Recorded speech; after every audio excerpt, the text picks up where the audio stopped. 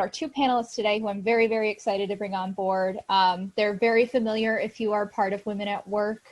They're very familiar just in general. They are powerhouse women in the Capital Region. We've got Daquetta Jones, the Deputy Commissioner for Administration at the New York State Department of Civil Service. And we have Heidi Knoblauch, the owner-operator of Plum Oyster Bar in Troy, and the Venture and Growth Relationship Manager at Pioneer Bank. So very excited to have you both on board. So I want to start off by asking you to go back 10 years and where you were in your careers 10 years ago. Would yourself then believe where you are now professionally? You go. So, I'll say if it was 15 years, maybe 20 years, no. But I'll say yes, because to Lauren's point, I wrote it down and I made it happen. In 2018, I identified my 5-year goal as well as my 10-year goal. And by doing that and manifesting, it manifested until actually it being accomplished 5 years in advance. So I became a program director in 2008. The same time I wrote it down that I wanted to be a program director in 2013. And then in 2018, I wanted to be a CEO or executive director of a nonprofit. I actually did that in 2013. So write it down, do the work, and you make it happen. How about you, Heidi? Yeah, so 10 years ago, I would be starting my second year of my PhD program in history of science and medicine. So I did not think that I would be sitting in a bank right now at headquarters in this capacity. But I think we're going to get to this a little bit later in the panel, but I think we all kind of have these guiding principles that get us to where we are, right? So I definitely, like Daquetta, I wrote stuff down, but I was so inspired, Lauren, by hearing just your little tidbits, because something that I realized as you were talking that I do is I do to-do lists.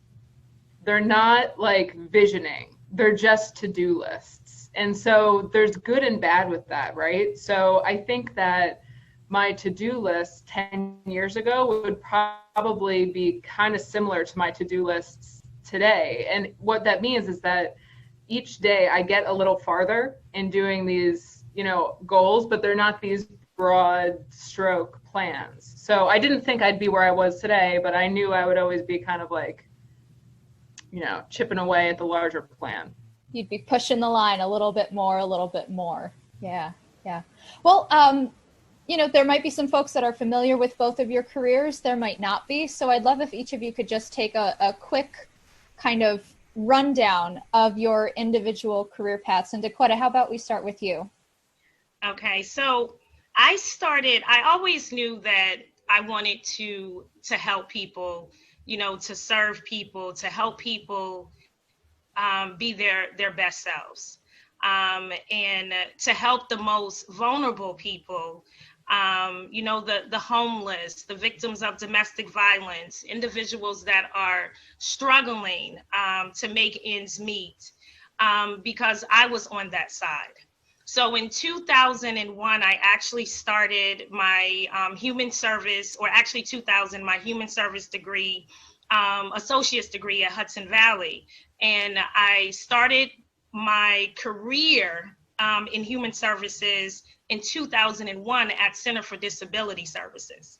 And from there, I have worked at organizations like Clearview Center that serves individuals with severe and persistent mental illnesses, going to Equinox and serving runaway and homeless youth, as well as working at Unity House as a respite counselor at their domestic violence shelter. Being the assistant director of statewide group homes at Berkshire Farms, working at Whitney Young as an operations manager, we're in the HIV services department, and then going to YWCA as a first-time executive director, and I was really, really afraid because, again, I didn't think that I was supposed to be in that role until 2018, but I just felt it in my spirit because, back to what Lauren said, you need to feel it. And I felt that this was my time to jump, and then from there, it was the most exciting, the most challenging, part of my career. And I feel that if it wasn't for me jumping in 2013, I would have never received a call from my commissioner, Lola Brabham at New York State Civil Service in 2019. And I was so happy when she called me in April that it wasn't April 1st, April Fool's Day. So it was just following my heart, giving it my all, listening to those that I serve, collaborating, and taking on challenges, doing a lot of daunting things, but just doing it for the greater good. And now I am the Deputy Commissioner for Administration. That's great. Heidi, how about you? So my career is a little disjointed, but the things that definitely I always knew I wanted to do is I always knew I wanted to have a positive impact on a community, and that I knew that physical space was important to me in creating that community. So I guess you would say I started my career in academia. So I got my PhD in history of science and medicine. You can talk to me a lot about clinical photography in 19th and early 20th century United States, and we can have like a long conversation about it. And in my second year of my graduate program, though, I knew that the community of historians of medicine was not really the community that I really wanted to impact or be a part of necessarily. It's a very small community. I knew I wanted something a little bit bigger. So I started doing some digital humanities work. And really all that means is looking at how computers can help with humanities research, and also how it can push humanities research out. And I started working for a program called Just Publics at 365 at the CUNY Graduate Center in New York. And it was a partnership with the Ford Foundation. And the goal of that program was to connect the media, activists, and academics to teach academics how to communicate with broader audiences. And so specifically, we did a lot of work around the prison industrial complex and other academic work that was happening and coming out of CUNY. So I knew that I wanted to do something like that. And so I applied for one academic job after my PhD. And unfortunately, I shouldn't say, we're in a kind of a closed work group, but I got it, which, looking back, you kind of like, there are some times where you wish you didn't get the opportunity, right? Because it keeps you on a path that you don't necessarily want to be on for a little while. But I went to Bard College and taught and ran their digital humanities program there for a year. And then I moved back to Troy, New York. And when I was there, I was like, okay, this capital region is this is feeling like the community that I want to have an impact on. How do I do that? And I applied for a bunch of different jobs, and nobody would interview me. So I applied for a ton of different jobs and, just kind of got put off. And then I said, you know what, I'm just going to make my own space and have my own impact. So I started a restaurant called Plum Oyster Bar right on 2nd Street. And that the restaurant is almost incidental. It's like I knew that I wanted to be a part of that community in some way. And so I thought a restaurant would be a good way to do that. And through the restaurant, I got much more into economic development, and economic development led me to Pioneer, where I am now. And what I do at Pioneer, it sounds fancy, it's not. So venture and growth banking sounds like, super fancy, but what I do is I help small businesses start and grow. And I help them start and grow in the capital region so that we can continue progressing in this region. So that's my career. That's great. Thank you both.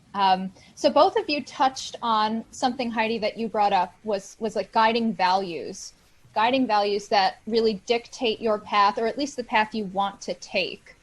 So what would each of you say is your biggest guiding value, and what's the largest pivot you had to make in order to stay with that value on your career path? Who's first? Big question, I know. So feel free, whoever wants to take it. You got it, Daquetta. I will say is knowing your purpose. You know, your life mission. I know that I am here to live, to give, and to serve. And I know that I am also here to be kind and to show compassion and to open doors for others.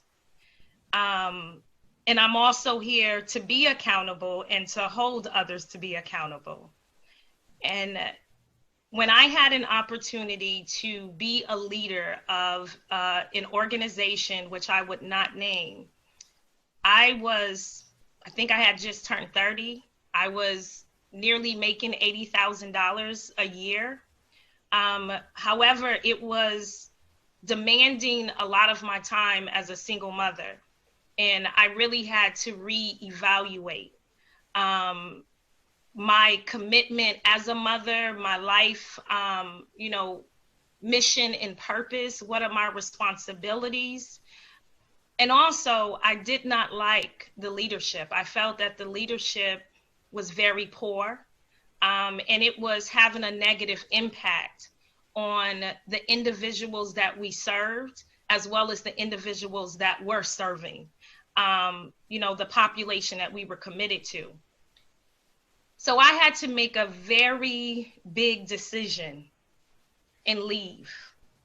But I always make sure that when I leave, I create my exit strategy. I'll have somewhere to go.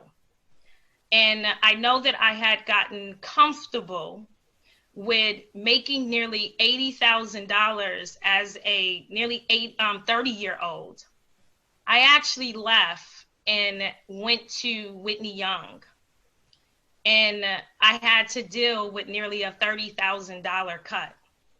But I had my sanity. I felt so aligned with my values, with my mission, my purpose, and with being a mother. That's great. Heidi, how about you? Well, I love it because I literally had it written down, find purpose. But I was gonna say, it's true. It's finding your purpose. But on this note is also written, I think that the best way I've seen that explained is Chad Boseman's Howard University graduation speech.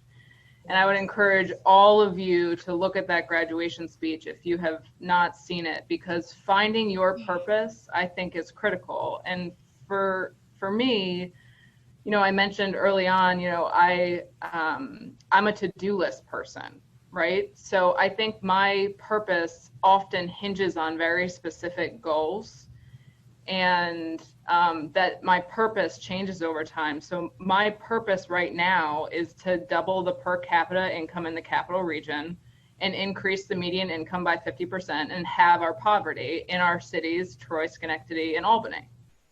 And so how do we do that? So every day I'm thinking, how do we do that? How do we do that? How do we get there? And so my purpose actually shifts a lot over time because I pick these very large to-do list items that can't be done in a single day. We can't have poverty, over a weekend. That'd be great, though, if you can find out how that happens.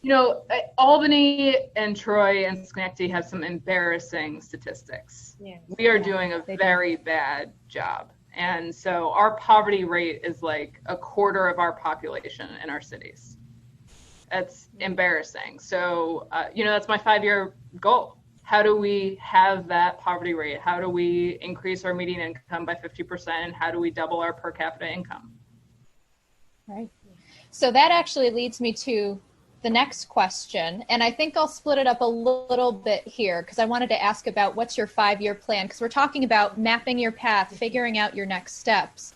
So Heidi, I think what I would ask to you is, what's your next kind of obstacle you think you want to accomplish on that path toward that 5-year goal? And then Daquetta, after that, is what's your 5-year plan? So Heidi, how about you go first, since you already kind of described what you want to accomplish in the next 5 years? You know, again, it's, and I will say that the steps along that goal for me are very small. Like, I have a SBA loan that's coming up, and I want to talk to them about, you know, what they're planning on paying their employees and how they're gonna, you know, do that and, you know, work it out. So I'm taking off like tiny little chunks at a time, right? And so how do we do that? You know, right now my tool set is within working in a bank, right? So I'm just employing that every day to figure out, like, how do we do that? How do we figure out how to, you know, how do we elect candidates that we know like have those same values too? And so those are the things that I do. But they seem small, but to Lauren's point, as long as you do, you know, as long as you take off one little chunk at a time, like you'll get there. You'll change the value system in the area. Sure. And Daquetta, your 5-year plan. Yes. It's to run for office, and it's to secure a political office that I will be able to begin to dismantle systemic racism, to create policies from an anti-racist lens, to also work with people like Heidi. And, you know, I met Heidi because of the work that I was doing at YWCA, and what she's saying, whatever it is that Heidi says, she's going to do it. So Heidi, you also have my support. But that is my goal, is to run for office where I can create change. Well, you already got a woohoo from Susan Ungerman in the chat, yeah. So. And I do, and I do want to remind everyone too, you know, as we're going through this conversation, if you have questions for Heidi or Daquetta or both of them as panelists, you know, on this theme of, you know, mapping your own change, please feel, oh, look at that, you got a vote already in the chat. Please feel free though to put them in the chat, and we'll try to get to as many of them as possible.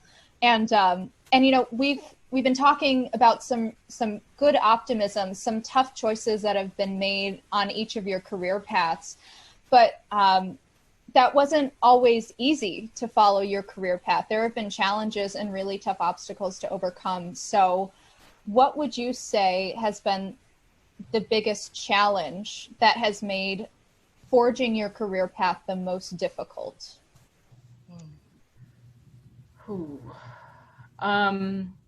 You know, so Daquetta and Sarah and I talked before this panel a little bit, and we talked about how this is going to be a good opportunity for us to talk about, you know, me being a gay woman with short hair and what that experience has been like. You know, the way that I present definitely has presented its own set of challenges. It has created challenges. I think that once I started my own business, for some reason, you know, it didn't give me ultimate freedom, but after that was successful, it definitely, for some reason, it was okay with people that, you know, I would show up to a board meeting looking like I do. But I think that the problem that women, and especially, you know, women who don't present as feminine have, is that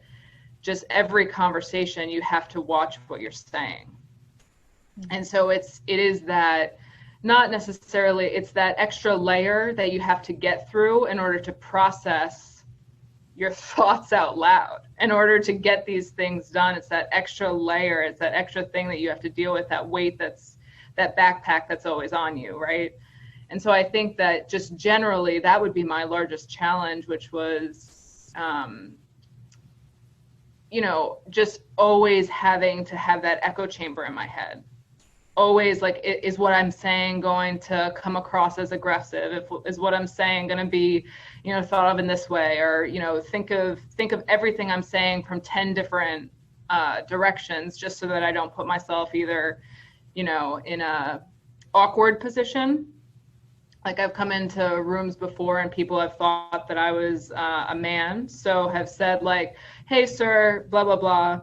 And then, but they feel awkward. And now I'm all of a sudden worried about them feeling awkward. And, you know, it's this whole, so that echo chamber is, has been, I think, the largest like overarching challenge. Sure. Daquetta. I'm on it. So I would say it has been being Black, being a Black woman, being a young Black woman, that has had some challenges, especially the young part. The other part is that most people that know me, I have a mohawk. Right now it's curly, but I have a mohawk.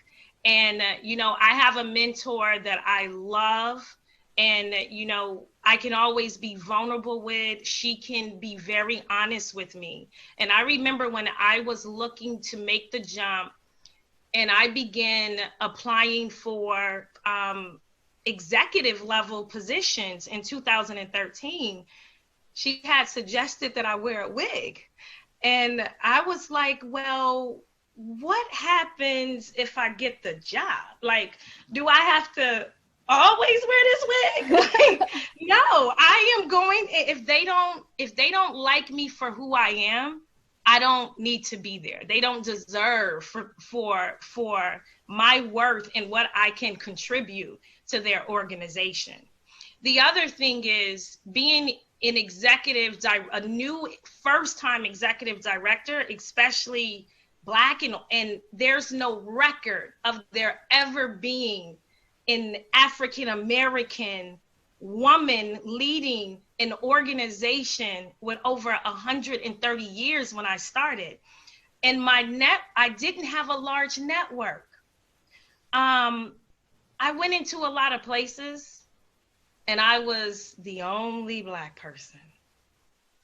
And and then a lot of times I was the youngest. And I operate that when I see an issue, I see negativity, I want to turn that negative into a positive. And I also want to create a solution. So I begin to have conversations on platforms about diversity, inclusion, and pointing out I am the only Black person or person in color that's in this office. Like, what are we going to do about it, or at this table? And actually being the leader, like the catalyst of it, where YWCA of the Greater Capital Region, the Resourceful Women's Awards Luncheon was in its 14th year when I started.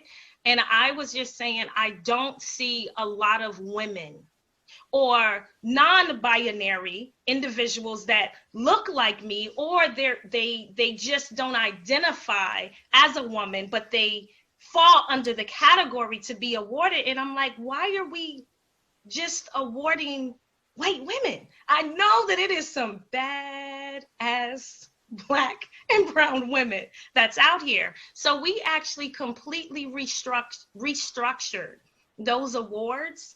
And to the last, I think 3-4 years, you see so much diversity.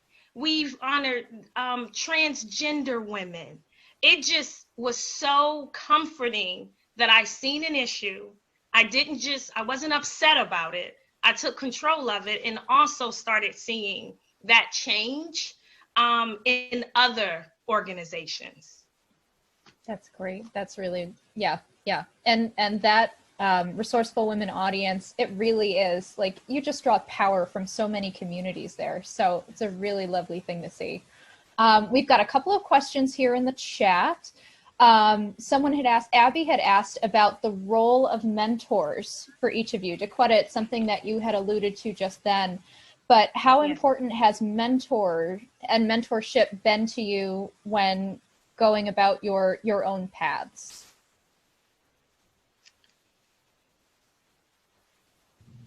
I don't think that if I did not have a mentor, I don't think that I would have met the people that I met, that I had the opportunities that I was dared to go for. I don't think that I would have had the foresight, the knowledge of how to navigate, the ability to be vulnerable, to really just let my hair down with that person who I completely trust, and they're invested in me and they want to see me successful. And oftentimes they can see something in you that you don't see. And the person who I call she's my lifetime mentor. And I always like to say her name, Mary Capania. She was the one in 2008 that came to me and said, I want you to be the program director of Equinox House for Youth. And I told her, I just did my 5-year plan and I am not supposed to be a program director to 2013. So no. And she said, I'm not really going to accept that. She said, I really think, she said, give it the weekend. And then she actually had the executive director at the time, Mary Silly, call me and schedule a meeting and actually come to where I worked at to meet with me to say, at least give it 1 year. And I actually was in that role for about 5 years.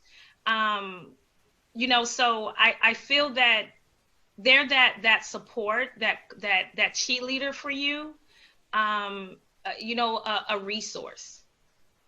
Definitely. Heidi, how about you and mentorship when navigating your career? So I think for me, I want to say two things. The first is that I have never had a mentor who was like a close person to me. And so I guess my way that I've navigated mentorship has been actually to find people who have power and ask them to share it with me.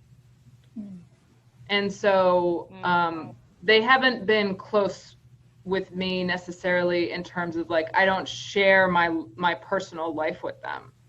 I just say, hey, I see that you're able to do this. How are you able to do that? This is something that I'm working on. And they're invested in me. And it's not that they're not invested in me. And it's not that we don't have close relationships necessarily, but they're not at that level. You know what I mean? I think I find I associate mentorship with almost a hierarchy, right? Like there's someone who's above you as a mentor, and then there's you. I've actually gained a lot more from my peer group. Mm-hmm. So my peer group those are the people who I lean on and I say like, hey, you're struggling with this. Like, hey, like I'm struggling with this. How do we get this going? Like I just took a walk on with somebody who I would consider a peer along Albany, and we're talking about, how do we fix it? How do we get this going? How do we fix this? How do we utilize mentors? Yes. To get that thing done. Yes. Does that make sense? Oh, for sure. And that's a really, really good point, Heidi. Deb Bess, she's also on the executive board of Women at Work, and she's like a HR guru.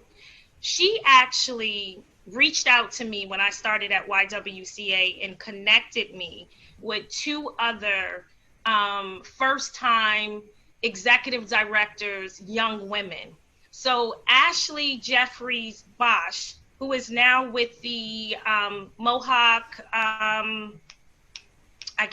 it's not coming to my name, but she was the CEO of Girls Inc. And then it was also Curran, that was the executive director at the Pride Center. We actually formed a group called the First Rodeo Club. And we mentored each other. We guided one another through whatever obstacles or maybe ideas that we needed to flush out. And that group is actually still thriving, and we have added additional women where maybe you don't have to be a first-time executive director. Maybe you're in a first-time leadership role, and you just need the support of your peers that can share resources with you, provide advice to you, how they have done it, flush out ideas, strategize. So that's a really good point about the peers being your mentor. And I also have my six-pack, my tribe. Collaboration is, what advice do you have for people who want to start a small business, especially in these times that we are living in right now? Customers are your best funding source. So the easiest way for you to fund your business is through customers buying whatever you're selling. So people oftentimes think, like, it's almost like what Lauren said, like, I got to get a nice pen and a nice journal before I can write all this stuff down. No, like, lean startup is kind of your mode, right? So if you're attempting to start something, you want to see if people are going to be into it, right? So the best way to do that is to put it out into whatever market you're selling your widget in, right? So the best way to do that is put something out there and see if someone will pay money for it. That is critical. Not a sign-up sheet, not a whatever. Will they pay $5 for it? Will they pay $10 for it? And maybe you don't even need to get funding eventually, or get an investor, or get a loan or anything, because your customers can be your source of funding. Great. Okay, my last question for both of you, and to the group, you may have seen our videos on the Capital Region Women at Work Facebook page of our speakers through this entire Fresh Start series. We've had some of them as promotional material and they showcase some tips for moving their career forward. And hopefully we'll have all of those videos that will be available to you as part of Fresh Start. But I wanted to revisit some of those some of the moments from the videos. I'd love for each of you, Daquetta and Heidi, to highlight one piece of advice you gave in the video and why that was important to you to share with our Fresh Start audience. Yeah. So the one that I have selected is embrace professional and personal development.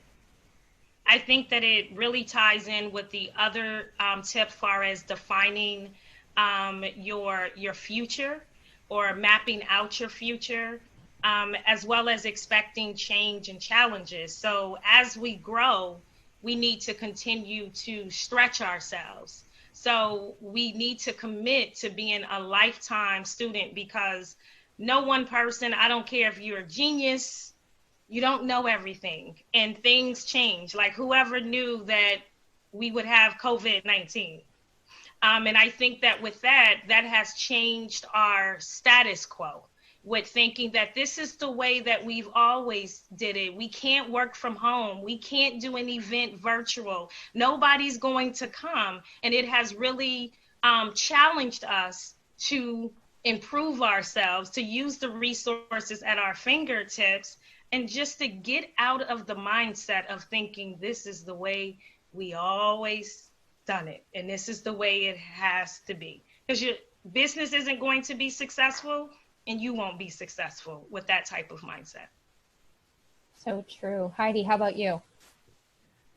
I never watch those videos of myself because I always feel so awkward. So I forgot what I did.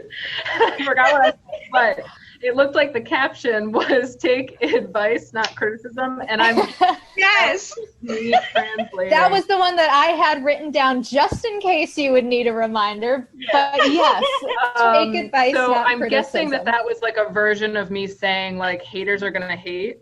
So just kind of they're knowing what advice to take and what criticism to ignore, right? So to say that in a different way, it's that people are always going to have an opinion.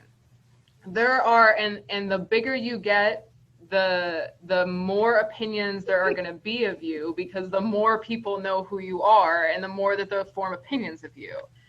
But